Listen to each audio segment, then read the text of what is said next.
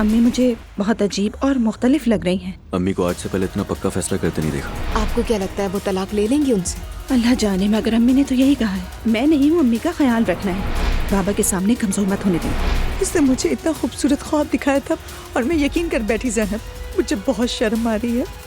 असल में तो उसका मेरा दोस्त है। उस आदमी को उसके किए की सजा जरूर मिलनी चाहिए। हम सबको बेवकूफ बनाया उसने। सच कहूँ नाला, मुझे तो बहुत डर लग रहा है। अगर किसी को पता चल गया तो?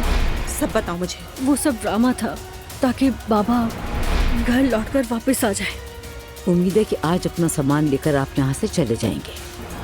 अस्सलाम वालेकुम। अब्दुल्ला साहब, फराज ने आपको सलाम किया है। मुझे सुनाई देता है आसूदा साहिबा। ऐसा नहीं चलेगा।